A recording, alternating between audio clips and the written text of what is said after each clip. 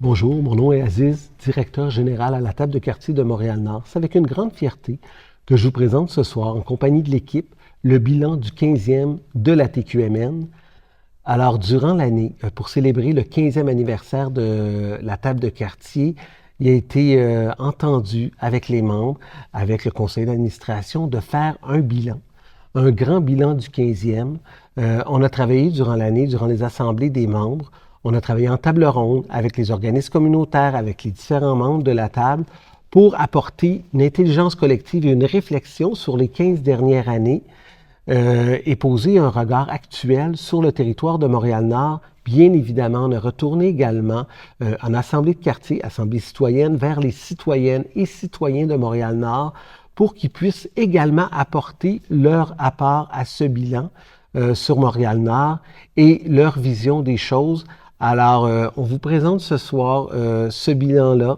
J'aimerais souligner le soutien financier de l'arrondissement de Montréal-Nord et du bureau de la députée de Bourassa-Sauvé, Mme Madoua Nika Cadet, le soutien financier aux célébrations du 15e anniversaire. Et sans plus tarder, je laisse l'équipe vous présenter ce bilan du 15e anniversaire. Bon visionnement.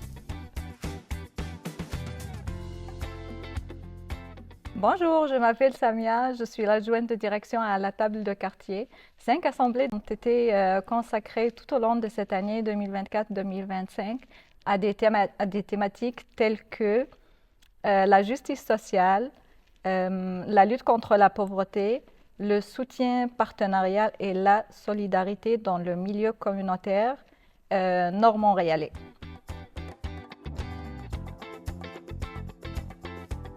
Bonjour tout le monde, je m'appelle Salim Begdadi, je suis coordonnateur en sécurité urbaine et je suis là avec vous aujourd'hui pour clôturer cette année de célébration de réflexion collective qui a débuté le 9 juillet et qui s'est terminée le 21 mai en Assemblée des membres avec une présentation du bilan que vous allez pouvoir découvrir dans sa version finale aujourd'hui. Bonjour, Antonin de Benès, chargé de projet au plan de développement social. L'année dernière, nous avons eu l'occasion de fêter les 15 ans de la table, le 15e anniversaire, un événement qui a réuni plus de 150 convives dans un événement de 5 à 7. On a eu l'occasion de réunir nos partenaires, nos citoyens, les acteurs importants du milieu communautaire, institutionnel de Montréal-Nord, qui a permis de construire et de montrer et de mettre en valeur les forces vives du territoire dans le but de travailler sur un bilan collectif, de partager les expériences nécessaires au bon déroulement de nos projets à Montréal-Nord. Bonjour, je m'appelle Gazaoui Saint-Ville, la nouvelle coordonnatrice en alimentation au sein de la table de quartier de Montréal-Nord. Et aujourd'hui, nous allons parler de la justice sociale. La justice sociale, c'est d'abord une question de dignité. Celle de chaque personne, chaque famille qui cherche à mieux vivre, à être entendue, à compter pour ce qu'elle est. À Montréal-Nord, elle prend la forme de solidarité concrète, des jeunes et des aînés qui s'impliquent, des femmes qui brisent le silence, des organismes qui travaillent sans relâche, souvent avec peu, mais toujours avec conviction. Elle progresse lorsque des ponts se créent entre ceux qui vivent les inégalités et ceux qui ont les moyens de les réduire. Quand les institutions commencent à écouter autrement, à reconnaître ce que les milieux savent déjà, à adapter leur cadre rigide à la vie réelle, elle se construit jour après jour dans les projets d'inclusion, les actions contre la violence et le soutien aux personnes isolées. Mais elle reste fragilisée. Tant que les barrières structurelles ne tombent pas, que l'accès aux ressources reste inégal, que certaines voies peinent encore à être prises au sérieux, la justice sociale demeure un horizon, pas une réalité. C'est pourquoi elle demande du temps, du courage, de la constance et surtout un engagement collectif à ne pas abandonner les plus fragiles.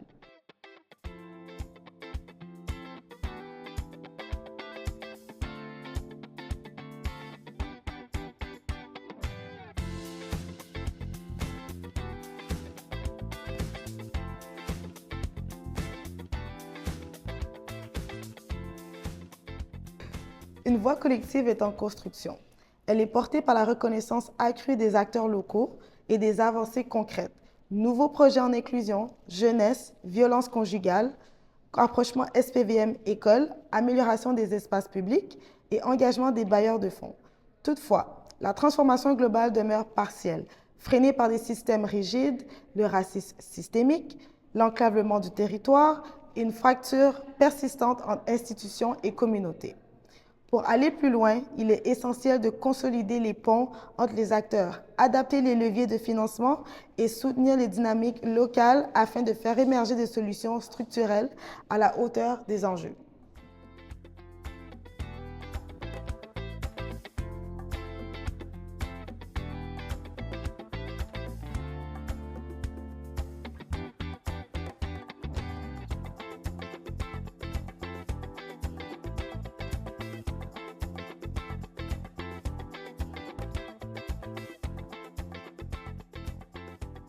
Bonjour, je m'appelle Ariane Biquin et je suis chargée de projet au plan de développement social de Montréal-Nord à la table de quartier. Aujourd'hui, je vais vous parler de lutte contre la pauvreté à Montréal-Nord. On remarque un manque criant d'accès aux ressources de base, notamment les loisirs abordables, le logement évidemment, mais aussi tout ce qui est ressources en santé mentale. Tout cela crée un sentiment d'inégalité profond, particulièrement chez les jeunes. Dans ce contexte, des initiatives de terrain innovantes ont pu voir le jour, portées par un tissu communautaire de plus en plus actif et bien sûr solidaire. La mobilisation s'intensifie, les partenariats se diversifient et les voix locales s'affirment de plus en plus. Toutefois, la capacité à répondre de façon durable à cette lutte contre la pauvreté et aux besoins repose sur une meilleure connaissance des savoirs locaux, un arrimage plus fluide entre les différentes ressources qui sont présentes et évidemment les différents acteurs et bien sûr des leviers financiers plus flexibles qui respectent les dynamiques du milieu.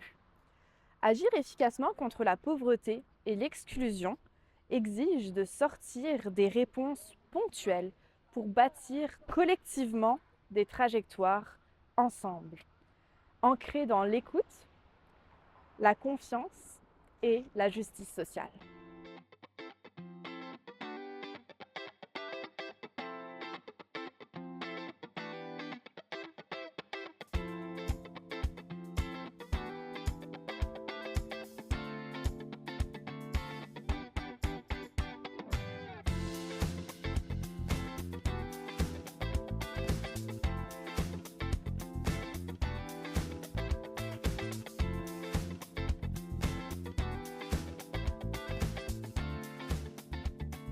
En matière de soutien partenarial et de la solidarité dans le milieu communautaire nord-montréalais, ce qui ressort de ce processus, c'est qu'il y a une mobilisation citoyenne croissante à Montréal-Nord, avec malgré tout des enjeux qui restent présents, poursuivre les efforts en matière d'inclusion, encourager les collaborations, renforcer la circulation de l'information et aussi, point important qui ressort vraiment de cette démarche, la consolidation d'une mémoire collective pour le milieu nord-montréalais. On constatera aussi une dynamique de collaboration qui s'affirme et donc qu'on aimerait tendre vers un modèle coopératif plus équitable, ancré dans les réalités du territoire.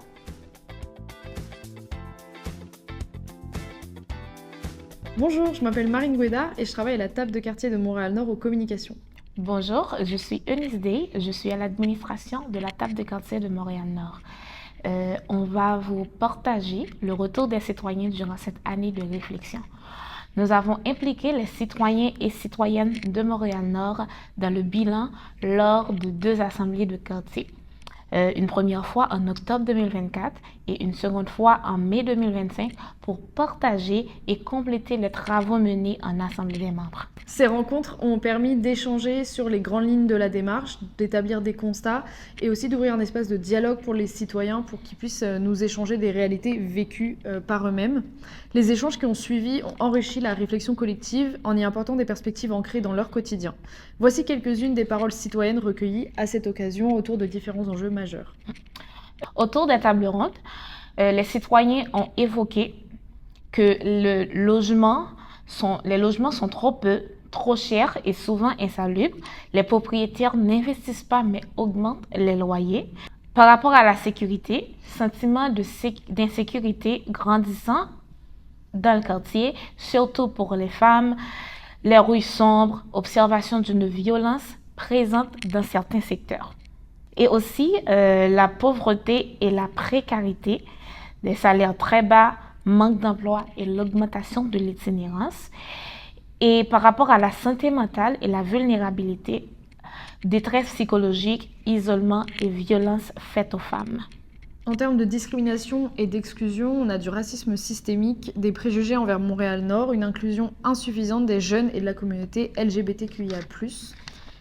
Ensuite, en termes de jeunesse, on a une volonté d'offrir un meilleur avenir aux jeunes, mais peu de ressources accessibles.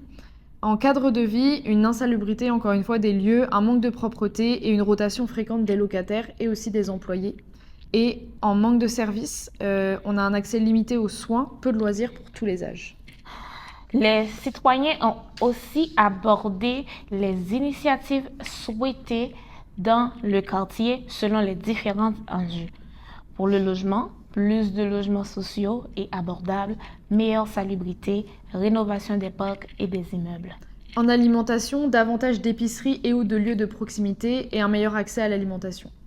Propreté et environnement, ramassage des ordures plus ponctuel, meilleure propreté des rues. Transport et mobilité, un transport plus accessible pour les résidentes et résidents. Sécurité, sentiment de sécurité renforcé, surtout pour les femmes, éclairage des rues. En termes d'emploi, une aide à l'emploi plus efficace, car actuellement les délais seraient trop longs au niveau des agences d'emploi. Par rapport aux loisirs, plus d'activités pour les jeunes, les adultes et les aînés, clubs sportifs, ateliers de lecture et animation dans les bibliothèques. Pour l'accès à l'information, mieux faire connaître les ressources disponibles dans le quartier. En rapport à la santé, un meilleur accès aux soins, par exemple plus de cliniques, hôpitaux de proximité, CLSC dans le nord-est, transport pour aller à l'hôpital. Voilà, vous venez de visionner le court-métrage du bilan du 15e anniversaire de l'ATQMN. Merci à vous tous. J'aimerais remercier aussi tous ceux qui, de près ou de loin, tout au cours de l'année, ont participé à l'idéation et à la rédaction de ce bilan. Un très, très grand merci. Évidemment, je nous souhaite à nous tous un 20e, un 30e, un 50e anniversaire de l'ATQMN, mettant bien sûr à l'honneur le travail collectif et où la concertation prend tout son sens. Merci.